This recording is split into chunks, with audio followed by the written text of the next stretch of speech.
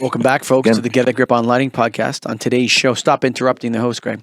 On today's show, we have Mark Jewell from Selling Energy Efficiency. You know what? It's interesting about Mark, Greg. He is he's doing things for different reasons. Like, you don't often come across a guy that's not doing it for the money. Right. Very smart guy. I had a great discussion with him. He's written a book that I've been reading about how to sell energy. That's what we're doing at the end of the day. And very knowledgeable, has a great website with a blog, newsletter out there that you can read, and really keeps you in touch with the lighting industry and the energy industry as a whole. The most interesting people, so I do lots of different podcasts, but the most interesting people I meet are always business owners that started a business because something pissed them off and they wanted to fix it. And they're always super interesting people. And you talk to them and it's like, I was mad about this. And that's what Mark Jewell is. He was upset about the training of energy efficiency and people not being able to do it, and the way our society is going, and that we need salespeople to go out there and spread the message of the benefits, the societal benefits of energy efficiency. So thank you, Mark Jewell, for taking the time to chat with us. This episode of the show is brought to you by Kurtzon. Kurtzon Lighting. Go to kurtzon.com. That's KURTZON.com, baby. Kurtzon.com. And Andrew, it's good to catch up with you. Andrew Koch is the VP of Sales there. Good to catch up with them at Light Fair, Greg. Yeah, it was awesome. We saw their booth. What an impressive company. I mean, you look at the products they do. There's not a lot of people that do that. And if they do, I'm not sure they do it as well. I think Kurtzon does it better than anybody. I'm going to say they're the strongest fixtures on the market after I physically tested them. You can't break those things. I mean, you see the lens they have on them, the gasketing, everything that goes into it is what Kurtzon can do. They're specification grade lighting. That's their tagline. Mm-hmm. And they say that for a reason. I mean, you can't beat that product. They have tunable white ability, IP65 ratings on a lot of it. They highlighted some of the behavioral health fixtures. Mm-hmm. If I'm ever in that environment, I'm not going to go to anybody else but Kurtzon. They're the ones to go to. They've got the answer for you. Multiple options of fixtures, sizes, shapes, everything you need. Kurtzon's got. Go to KURTZON.com, baby. That's Kurtzon.com. Almost as old as Canada. And of course, the National Association of Innovative Lighting Distributors. Go to NAILD.org, baby. That's nailed.org. But for right now, Mark Jewell, this is a good show on the Get a Grip on Lighting podcast. Welcome to the Get a Grip on Lighting podcast, Mark Jewell. Great. Thanks for having me. Yeah. Good. Say hi to Greg Ehrich. Hello, Greg. Again. Hi, Mark. Again. We're going to get this. Yeah. All right. So, before we get into some of the specifics I took from your talk. Yeah. How did you become, to be in the lighting business? Yeah. It was actually almost a random walk. I used to be in the commercial real estate business in California. And at the time, I was sort of living a Joni Mitchell song of paving paradise and putting a parking lot. Mm-hmm. We were putting shopping centers in Los Angeles and 5 counties surrounding Los Angeles. And I went to a 4-day conference, the first International City Conference in Berkeley, California, on the 20th anniversary of Earth Day. And at the time, I was sort of a socially conscious dude. And I thought, maybe there's something more than just putting real estate investments into Southern California. And I was really moved by what I had learned. And so I decided I was going to retire from the real estate business. I was going to go back to Wharton. And I asked one of my professors there what he knew about building socially conscious housing. And he said to me, he was actually the head of the geology department. What year is this? This is back in 92. Okay. And he said, why do you want to build socially conscious housing? And I said, well, I want to reduce pollution. His name is Robert Giegengak. He's a professor. He's head of the environmental studies department at Penn. He's also head of the geology department. And it's a super, super cool guy. And he said, if you're thinking about reducing pollution, you really ought to be focused on energy, because it's a lot more damaging to the environment than any housing misconstruction could be. And I thought, that's interesting. And a bell went off, and I thought, if I did energy, I started doing some research in it as I was finishing Wharton. And I thought, well, I'm not an engineer, I'm a finance geek, an entrepreneur. So I'm not going to be going into controls or HVAC and that sort of thing. I don't want to burn people's buildings down. I thought lighting is something I could get into. And at the time, the T8 electronic ballast had just hit the country. And I thought, that's something I could self-study. So I spent 6 months after Wharton just going to the various lighting training centers around the country and various conferences like Light Fair, and reading illuminating engineering books and that sort of thing. And I thought, I could do this. I could do something that's a socially conscious company. At the time, originally, I thought that the reason that people weren't doing energy efficiency was that they couldn't afford it. So I started a company called Energy Efficiency Funding Group, figuring I'd borrow a page out of the syndicator's playbook where we raised a blind pool of $50 million and lend it out to people. Little did I know I was 20 years before my time, because now, I mean, back then people didn't understand the whole mechanism. Yep. And actually, in the wake of the early 1990s recession, companies were actually awash in capital. They didn't need the money. What they needed to be is convinced that they needed to spend the money on energy efficiency. So even though the original company name was Energy Efficiency Funding Group, it was an energy efficiency consulting firm. We didn't give out $1 capital in the entire decade. And instead, we sort of morphed into an energy efficiency consulting firm. I found lighting was easy to do. I became skilled at doing lighting audits. We actually put together some very large projects for lighting auditing, project management, invoice inspection, and that sort of thing. And then we got in bed with the EPA, helped them create the commercial real estate portion of the Energy Smart Buildings program. But at that point, I'd kind of gotten away from lighting, but it was still very firmly entrenched in energy efficiency. And we helped the EPA create that program, and I went on the road and recruited 2 billion square feet into that energy efficiency program. So it was all very gratifying, fulfilling from a career standpoint. But my goal from the very beginning was to basically solve very big public sector problems using private sector profit motives. And even today, I don't really broadcast the fact that I'm an environmentalist or socially conscious, because I think it carries all sorts of connotations with all sorts of factions. The labels they have. The labels are very much baggage with them. It's a lot of baggage, a lot of connotations, some intended, some not intended. It's so difficult to have a conversation because the labels bring forth, depending on who's listening. Yes. It can bring forth all kinds of crazy imagery with respect to different things. The vast majority of people that are working practically every day in energy efficiency and lighting or whatever are, left of center, right of center people. Probably. Yeah. That are not swinging around on the wings of politics. Yes. It's like I want to solve a problem, like I want to increase lamp recycling rates in Ontario. So, right? Or you want to increase the efficiency of whatever, and I want to start a business to do that. That doesn't make you a left-wing pinko. Right. I want to make money selling. Like, doesn't make you a right-wing greed, fat cat capitalist. Right. So I'm always a little bit wary of the labels. But you're telling me there's something beneath the profit motive that's driving you here? Because I'm not. I always have a hard time believing that. Well, the reason we joked about being the Joni Mitchell, Paved Paradise put up a parking lot. At the time, I didn't have children. But I remember specifically seeing. Well, first of all, the 4-day conference at Berkeley, California, was absolutely. It made my whole world go wiggly. We had 3,000 people coming from all over the world talking about how to make our cities more sustainable. Sure. At the time, I was living in Brentwood, Los Angeles, and right in the middle of the city, and everything we were doing was urban. And I still remember.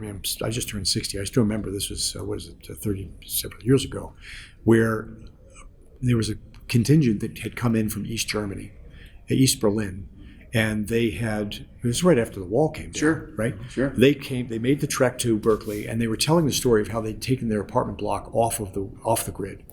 So I'm automatically thinking, when they put solar panels on, it's not that difficult to disconnect yourself from the grid, especially when you're an unreliable electric grid in post Berlin Wall collapsed Germany. But then they said they took themselves off the water grid. Thinking, what? Turns out that they had licensed the technology of the John Todd area from John Todd of the New Alchemy Institute in the United States at Cape Cod, that basically took 9 tanks of water in the basement of this apartment block in East Germany, in East Berlin, and they had this black water coming into the first tank, and the water would pass through successively larger flora and fauna, little algae and little shrimps and the rest of it. And at the end, after some time in the basement, this water passing from tank to tank, at the end would emerge fresh drinking water, potable water, and tilapia fish fully grown that they sold at market. I'm thinking, if these people behind this wall that just fell could figure this out, licensing our own technology and take an entire apartment block off the grid, both water and power, we're missing the boat somewhere. And that's when I told my partners in the real estate business, this is crazy talk. They're doing this over there. What are we doing in Los Angeles? Putting up another shopping center with a grocery store and a drugstore and 15 yogurt stores and dry cleaners and shoe stores nobody needs. It was really unfulfilling. So I actually just told my partners, I said, maybe we could put, we had 2 million square feet of real estate at the time, when we put solar panels on all of our shopping centers. And they looked at me like I had 2 heads. So I said, all right, fine, I'll do one more shopping center with you and I'll retire from the business. And went back to Wharton. And I realized at that point, there was also a movie that really was very moving to me called The Blue Planet, which I think that was the movie that had the satellite images of the Amazon rainforest burning. I'm thinking, oh my God, if I ever have children, I'd never want them to live in this world. And sure enough, now I have two beautiful children, a 5-year-old and a soon-to-be 8-year-old. And, and now I think, wow, it's even worse. 20, 30 years later, you're looking back, I read a statistic the other day, it's likely that the oceans will, within 50 years, have more plastic in them than the total weight of the fish in the oceans. Yeah. So those are the kinds of things that really make my world go wiggly. Sure. I don't wear my environmentalism on my sleeve. Sure. I mean, obviously recycle and compost and drive an electric car and all that other stuff, but that doesn't have to be a driver because it could be a real barrier. People say, oh, he's a tree hugger, crazy person. Mm-hmm. And it's not like that at all. I mean, I think waste is ridiculous. I think one of the best lines I ever heard it put was the true sign of the level of intelligence of your society is how you manage your waste. It's not a bad aphorism. Like if you put hazardous waste in your landfills, that shows how stupid you are. Actually, right? Yeah. Well, look at what we've done over the decades in the oceans. I mean, we've dumped all sorts of. There are oceans that are close to the coast that are like black mayonnaise of all this chemicals that have been dumped in post-war. Just chemicals just get compressed and you get this black mayonnaise at the bottom of the ocean. Yeah, the ocean doesn't know that there's a line between Canada and the United States. Well, that's true. The air doesn't know that. Yeah.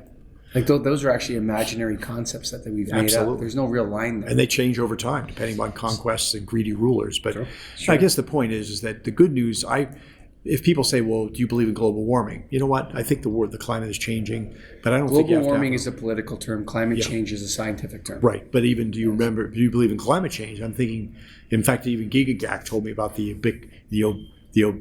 obliquity of the ecliptic, which is the old theory that every 10,000 years the Earth wobbles on its orbit, and that's why there's ice ages and other periods of time in climate change. Here's the thing.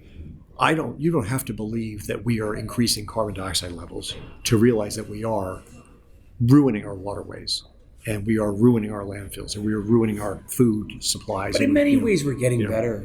We're getting better. Yeah, I'm not a pessimist. I think that we can harness technology and really it's technology and common sense. The air quality in Los Angeles is way better today than it was in the 1970s. Oh, of course. We got rid of leaded gasoline, and that was half of it, and all the air pollution. Sure, and electric cars will help. And a lot of the things like Ontario has clean energy, almost 100%. That's amazing, right? Yeah. So we're nuclear with, and there's arguments about nuclear, but we're nuclear with hydro, and it's about 80%. Yeah. Right. I was just in the SDG&E territory. I was doing a presentation down there. And I saw a banner on the side of the headquarters that SDG&E is 43% renewable energy right now. San Diego Gas Electric. Sure. It surprised me. It's like, wow. They've been a long time supporter of energy efficiency. So less waste is better. Less garbage is better. Less pollution is better. Yep. So we're out selling energy efficiency every day. Yes. Okay. What would you I'm a big believer in your one pager. I'm a one pager too. The one page. Yep. That's all you get. Yeah. One page. How did you come across that? What was the? You know what? I can't remember when I first came across that book. I was probably having a coffee or tea or something at Barnes & Noble and just scanning the sales shelves for interesting books, and I came across that Patrick Riley book, One Page Proposal. I thought, holy cow! I read it. It was an easy read. It's 80 pages. You read it in one sitting. I thought, wow. Up to that point, I'd had about 20 years worth of experience in crazy land where everything was 100-page proposals. We helped the EPA or City of Philadelphia do what became the second largest municipal lighting retrofit in the country, won Green Light's Partner of the Year award and Vice President Gore's Golden Hammer Award for good government. It was a big project. But I'm just saying the magnitude. I'm joking. But I'm saying the magnitude. We did every health department, police department, library, and the reports were literally. They would go from the floor to here because you had to say every single lamp in Palace, like 200,000 lamps in the city had to be replaced. So it was a great project, but it was voluminous. Yeah. Now at that point, they didn't need to be convinced to do it because they already decided to do it. Sure. But if that were a private industry setting, and you had say, I think you should do these upgrades. Can you imagine walking with a wheelbarrow of 6,000 pages of audit studies and say, here, you should study this? It's crazy talk. Yeah, it's ridiculous. It's insane. Sure. Ridiculous, right? And so I read this and I thought, you know what? This could really change the face of the industry. And I'm kind of a simple guy. I think the simpler it is, the better. And if you approach a business person with a sense of business acumen and segment-specific intelligence, and you say, I know you're trying to increase student outcomes, for example, in K through 12 schools. You can either do it by hiring more expensive teachers, you could throw iPads on everybody's desks, you can buy some charter school programming, or who knows? Imagine this, you can make the school classrooms well lit, thermally comfortable with good indoor air quality, and take the crappy shades off the windows and put window films on so the kids can see the daylight and still keep the heat out because they're IR masking films. All right. So in that meeting there, you said that the kids are more docile under LED lights. Yeah. Okay. Yeah. I'm not. Where's that research come from? Where's that come In from? Segment Guides, which is our database of segment-specific sound bites that connect energy to outcomes that people really care about, there are data points in there. For example, special needs children learn better under LED lights because they're just more calm. In fact, there's How are they parsing out the lighting though in those studies? I mean, was it double blind? They had fluorescent in one and they had LED in the other in the same environment? I think it's the same environment that they noticed that after they changed to LEDs, the kids become calmer. But that's when it's could be the Hawthorne effect, just because they become because something changed. Well, in the renovation makes people feel better, and it's not often like a lot of times. Yeah, we just change the lights. We do a retrofit. We just change the lights. A lot of times those studies are, we put new wallpaper, new carpets, we had new window glazing, we did the HVAC system and the lighting, and yes, it's difficult to parse out the lighting. I agree with you that there's the difference between correlation and causal relationships is very difficult. However, there have been a lot of studies. For example, there's a company, which I shall not name, on the East Coast is experimenting now with New York State. They call it the full spectrum lighting classroom. And they put lights that are adjustable. That word means nothing, eh? Color tuning and all Full spectrum? Full spectrum, yeah, I know, it's silly. It doesn't mean what they do, anything for the listeners. they call it that. It's their brand name, full spectrum classroom. And what they actually do is they allow them to tune the color of the light. Wow. The kids or the teachers. Okay. And they found that kids who are misbehaving, they're getting more aggressive. This is what I've heard. I haven't seen this with my own eyes. They put the kid in the corner. They turn the lights above them blue, the blue LED. Within 15 minutes, the kid's calmed down. Now that could be just be from sitting in the corner, though. It could be in the corner. It could be a lot of light blasted. It could be a lot of things. Yeah, but the thing is too. I mean, I think if you take a look at cows, for example, there's a lot of I wrote that one down too, man. That was discovered by accident. Hang on one second. Yeah. Where is it here? LED lights and milk production. Yes. You got to unpack that one. Yes, yeah, you're right. There was a startling study that I found, again, by accident. San Antonio Times, I think it was, they reported that when they put an LED lights in with cows, the milkmaid, the next period, realized that the cows were producing 6% more milk. And they thought it was a fluke. So they took out fluorescence. Yeah, they took out fluorescence. They put it. It could have been either fluorescence or HUD. Yeah. They didn't actually in the article say what the pre-existing condition was, but they put in LEDs. So now the U.S. Department of Agriculture gets involved. They do a study with Michigan State University in Lansing, and they have a controlled study for a year at the Michigan State University, where I've spoken. Actually, it's a very controlled agricultural. University program, right? It's an agricultural university. It is, right. And they found that the cows actually had 8% higher milk production, and the veterinarians at the end of the article, at the end of the research paper, said that the animals were noticeably more docile when illuminated with LED That's lights. Incredible. If that's the case. I've actually talked to a lot of vendors who operate in the Dairyland, and they've used these LED solutions, and they say... Wait, is it the nanometers, or what is it? Well, it's interesting. Somebody sent me a research study. It was one of our graduates of Selling Energy. He actually went deeper even than Segment Guides was, and we actually added his research to Segment Guides now. But he said that it's the wavelengths, it's the interaction with melatonin in the cows, and it's something else. And there's also a long day lighting effect too, because if you put more efficient light sources in, the farmers can afford to leave the lights on longer. Sure. So it's less electricity cost, balances out. There's a higher dry feed matter expense because obviously you can't make milk from air. So the cows will produce between 8 and 15% more milk. You feed them a little bit more.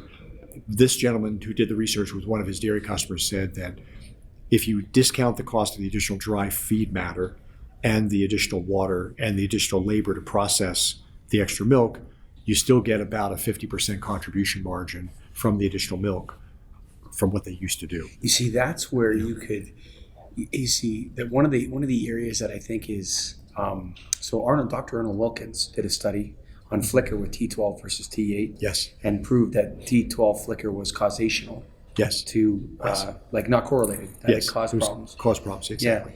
I think it would be ethical to really experiment in agriculture with all sorts of different types of lighting. Yes. Whereas we can't do that with humans. You couldn't experiment on them. Right. But we can, if it's true. Well, I think the experiments are already being done. I think that's why so many dairies are going LED now. And there are companies that have a huge portion of their business done with, in that agricultural sector. In fact, there's another client of ours, trained client of ours, where they were specializing in application of LED lights with dimming in pork production. And they found out that, if you dim the lights at night to put the little piggies to bed, and you, I hope there are no vegetarians listening to this, and you wake them up as a mimicking if there are, sunrise. stop listening. Yeah. You'll have to edit that. We don't want you. You're labeled vegetarian. Another label. We know right? what that comes with. That's funny.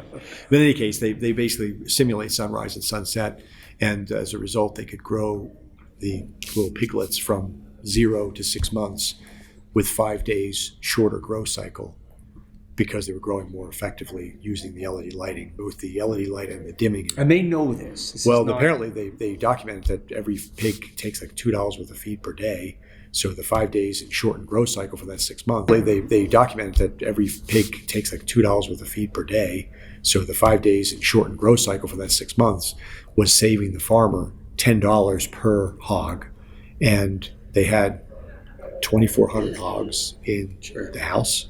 So, and they had 2 cycles because of 6 month growth cycle. So basically, you're saving a lot of money. You'd save, I think, $48,000 a year or something, and the lighting retrofit in that hog house would be $20,000. So the payback is less than a year just from the feed savings. Now you're talking about this is dimming with This tuning. LED, and basically they did several things. They put the light down to 12 inches. Most of the light was 12 inches above finished floor because that's where the pigs were. Because the farmer doesn't need a light up here. Sure. They need the pigs to find the trough and not knock this nutrient-rich food out of the troughs because they can't see where they're going. Sure. They also had to eliminate the shadows by placing lights more properly, because as pigs, as intelligent animals they are, apparently they're scared to death of shadows. They'll stop if they see their own shadow, which causes a traffic jam of everybody else trying to get to the troughs. So by making the feeding more effective, more efficient, and by having the dimming and the brightening at night and daytime. Every time I hear one of these, sorry to interrupt you, but I hear like the horticultural lighting. Mm-hmm. This is agricultural lighting. Yeah. What would this be? This would be animal husbandry light. I don't know what it's called. Agriculture, whatever it is called. Yeah. But it always seems like, the lighting's part of it. But then there's lighting. also all these other things you have to know about in order to properly recommend this to somebody. Right. Sure. I mean, you can't just change the bulbs and leave them in their shadow-prone positions, perhaps. Yes. But there's a lot of anecdotal evidence. I'm fascinated. In fact, the reason we created segment guides, which was years ago, we created the Efficiency Sales Professional Institute back in 2012, because it was my study and observation at that point that it wasn't the lack of funding, it wasn't the lack of rebates, it wasn't the lack of knowledge of technologies, it was the lack of the fact that people didn't have the sound bites that they needed to actually make good business decisions, and they didn't really see the connections between energy projects and business outcomes that they cared about. So I told people, all of our classes, I taught keynotes, I said, listen, you need to do the research, you need to know your prospect. And people would nod, but then they would never do the research because people have families and jobs and sports and hobbies and whatever.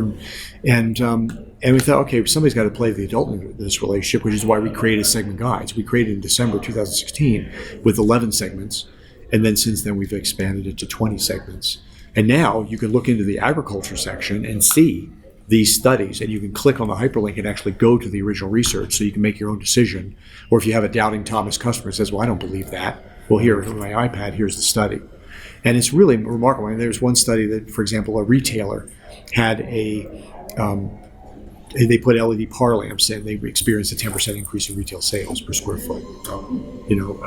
A shopping center owner did lighting retrofits in 100 shopping centers, and then in addition to a noticeable decrease in lighting energy, 40%, they noticed a noticeable increase in nighttime foot traffic. So, and that's in Chain Store Age magazine, I believe, or maybe it was in Shopping Centers Today magazine, but in 2015.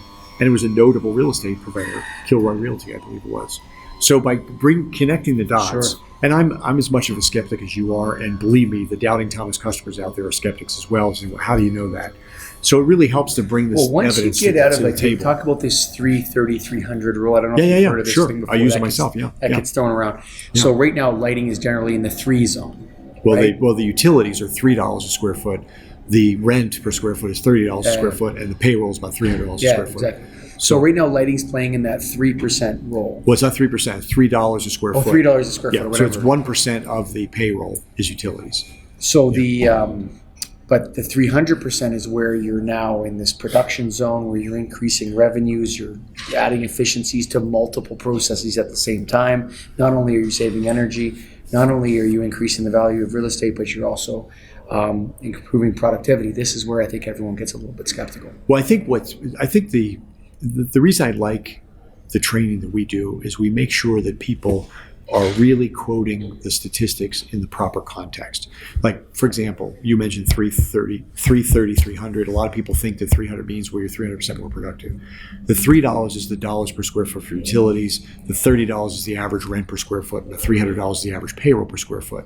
It is absolutely true. And I mentioned in my talk earlier that if you take a look at the utility cost financial benefits, where the whole utility bill is only $2 to $3 a square foot, then you take a look at the non-utility cost financial benefits, which have among them payroll. Payroll is $300 a square foot. So a 1% movement in productivity of payroll is equal to the entire utility bill. Mm-hmm.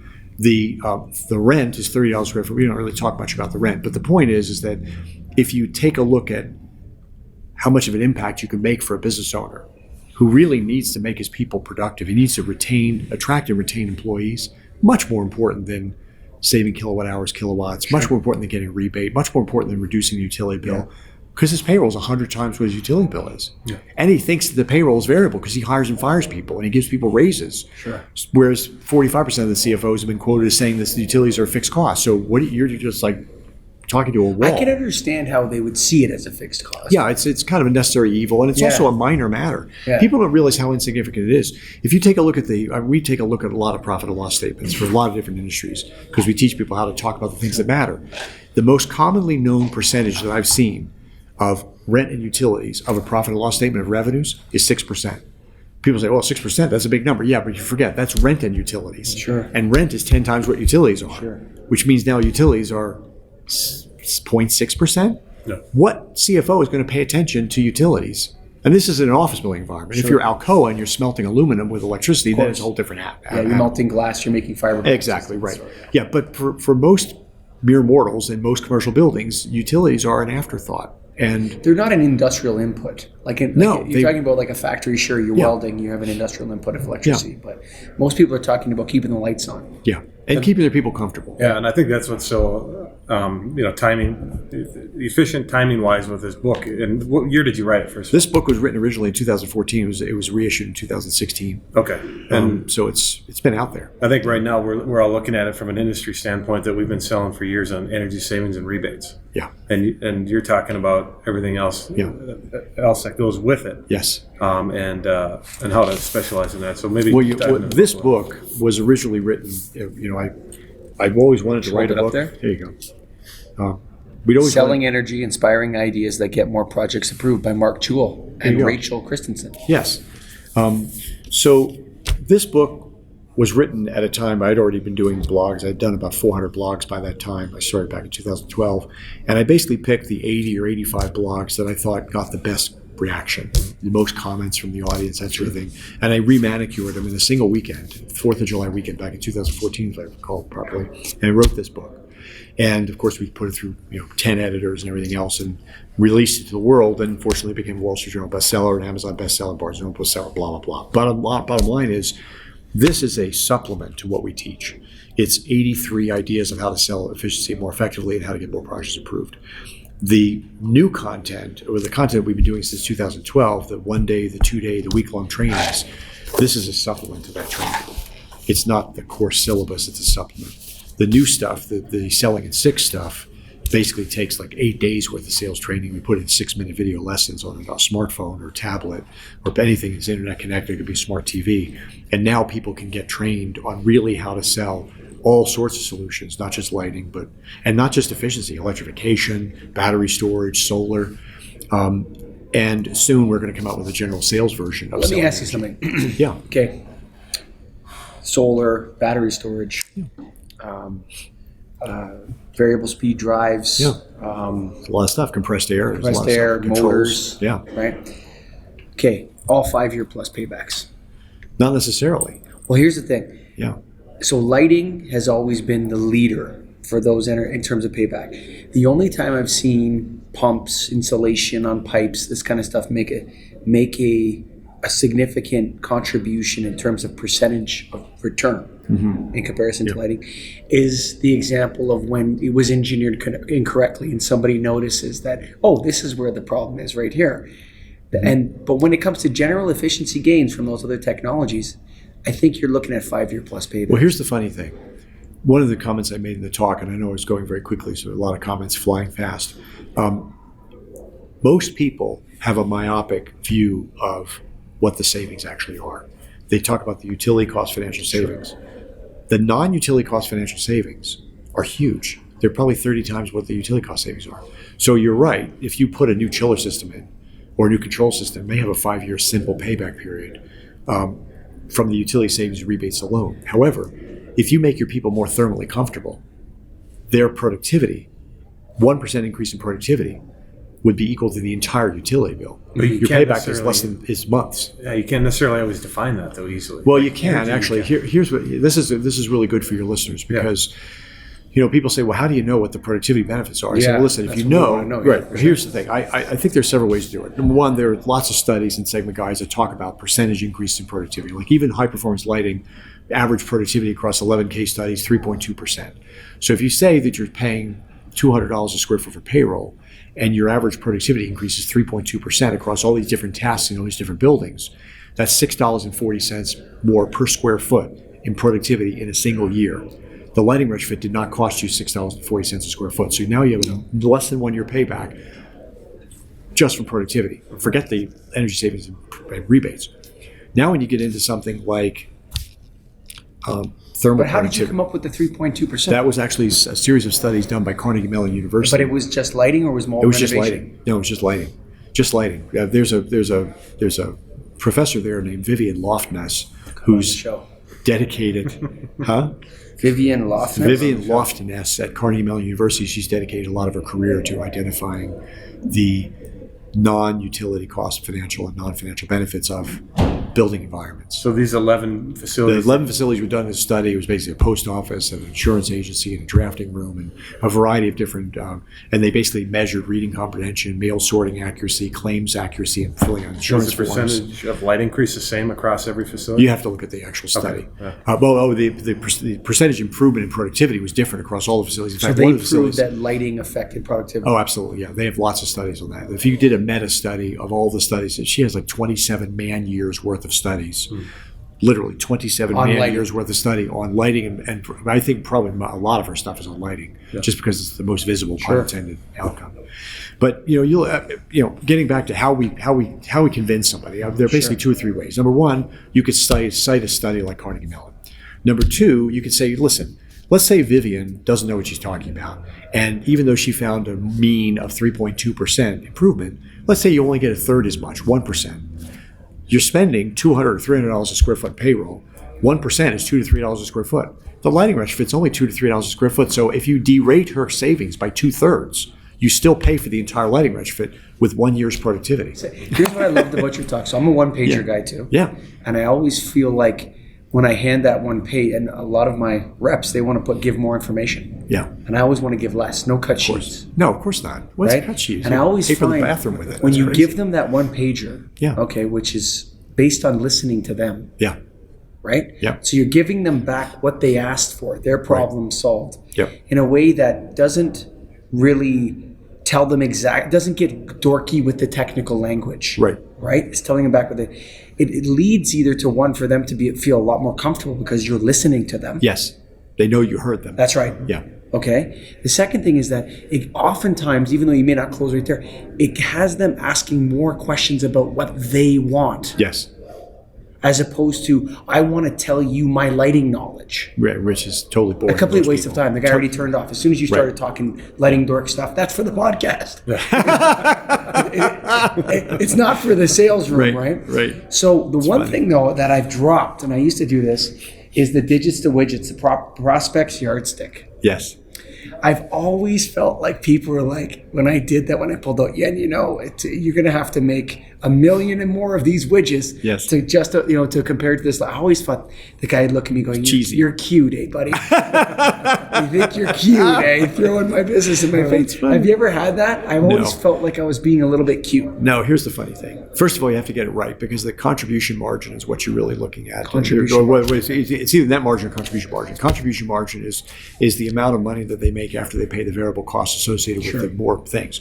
Net margin is what they made after paying I like fixed the and variable prospect's costs. yardstick. The prospect's yardstick, yeah. So, for example, first of all, I can tell you that this digits to widgets, I'm going to give full credit to a guy named Ehrich who is at PG&E, top-selling salesperson in their small, medium-sized business accounts division a couple of years ago. Graduate of our course, but he was smart before he came to me. Believe me, I'm not taking credit for his genius in sales. Just a sharp guy. Yeah, no problem. And he came to our course and he said, you know what, this net margin thing is really fun. So he actually put together a very casually Xeroxed handwritten form.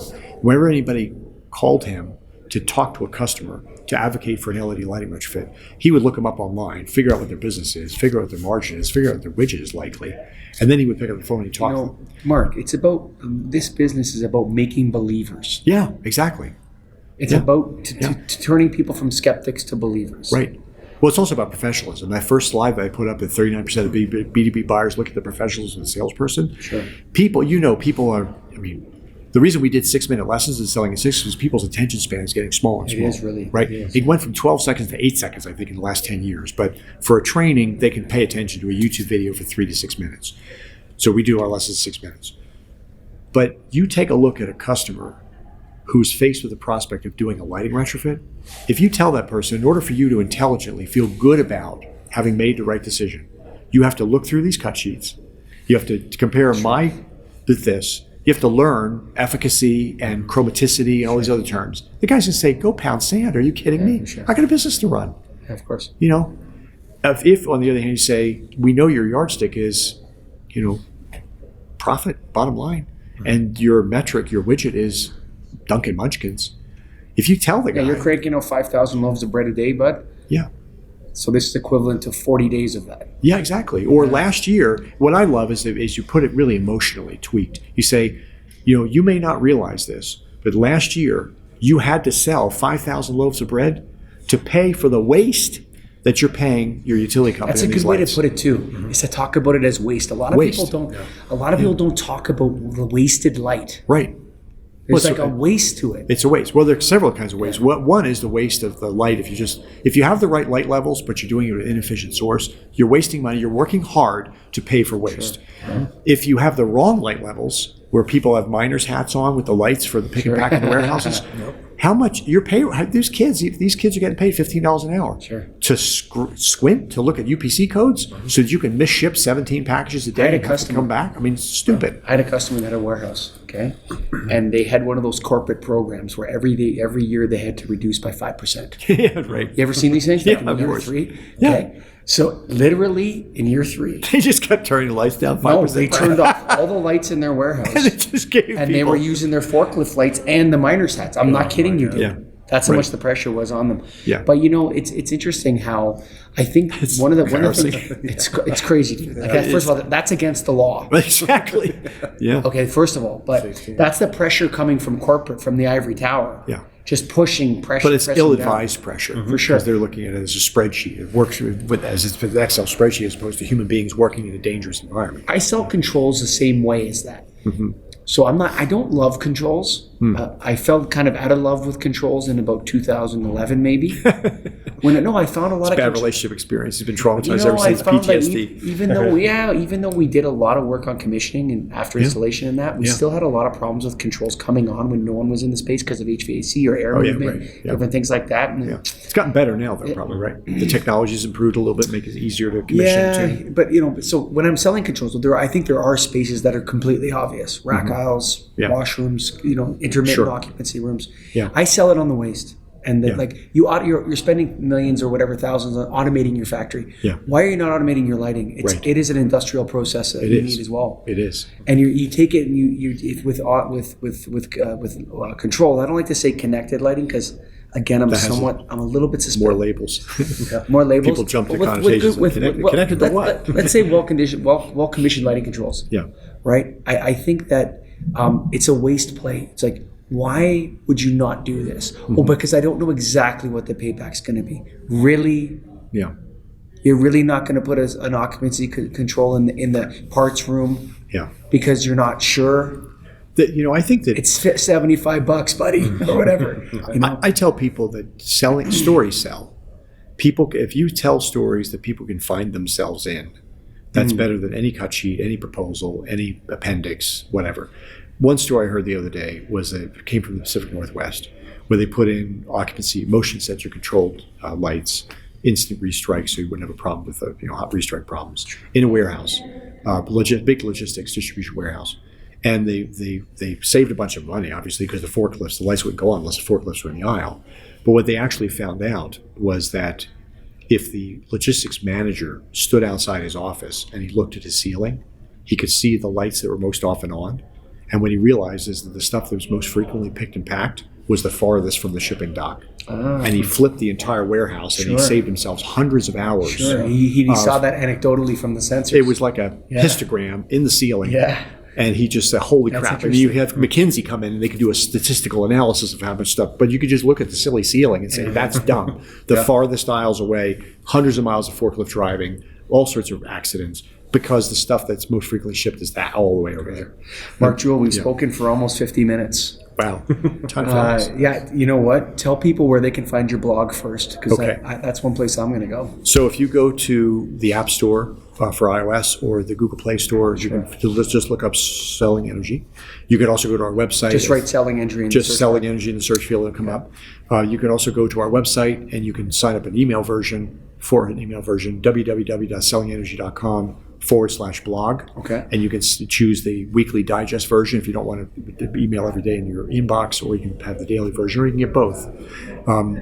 And if you want a copy of this book, you can get a free electronic copy for any mobile platform, Nook, Kindle, iBook, whatever, by going to... And that book's called Selling Energy? Selling Energy. Yeah, just go to sellingenergybook.com. It's about as easy an address as to remember, URL, www.sellingenergybook.com, and you will get a complimentary copy of this entire 230-page book. The book is also available on Audible. I was just going to say, is it on Audible? It's on Audible. Did you read it? I read it, yes. So the chances of a book being read for business when it's on Audible, that's a huge percentage uptick, because I listen to everything on Audible. Yeah. Greg's into Audible now. Yeah. Yeah, in fact, if you're not a member of Audible, they give you a free book when you subscribe, so you get this book for free on Audible if you just sign up for Audible.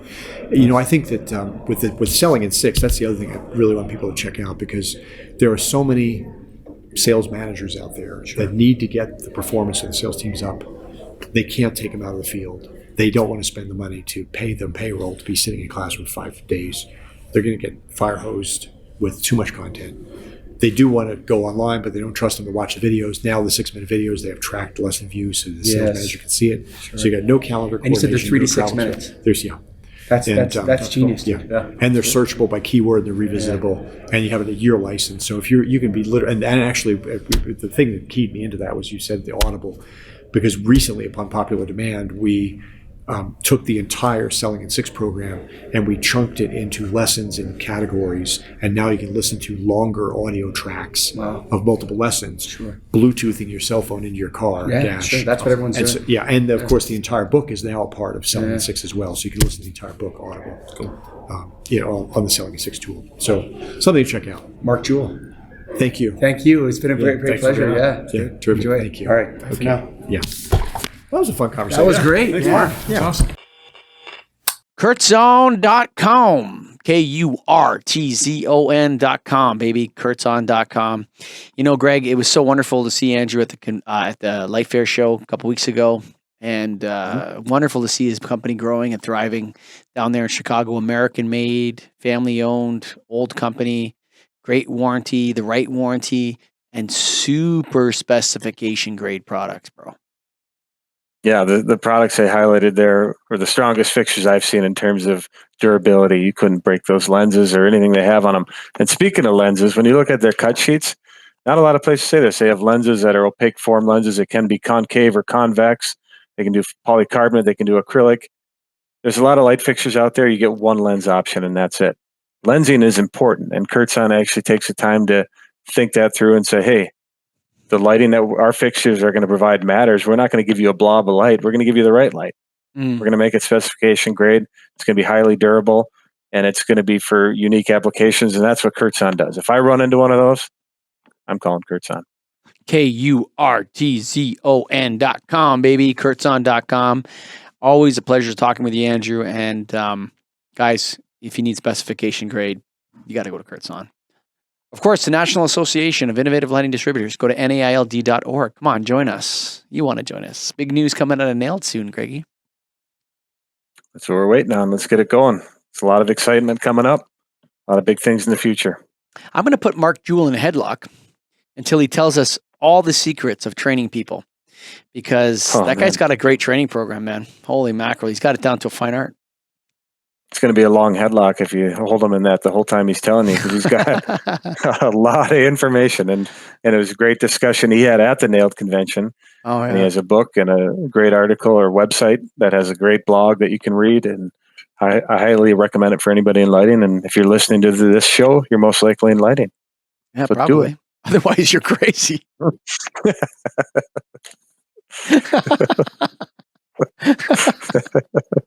Folks, hey, you're not crazy. You can listen forever. If you're more interested, you can go to my general interest podcast, which is getagriponlife.com. But for right now, thank you for listening. And all you listeners, sponsors, everybody out there, we appreciate you. Bye for now.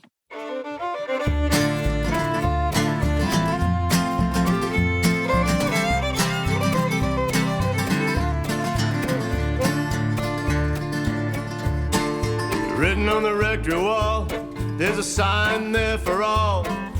You are lost, Lord is there to find you.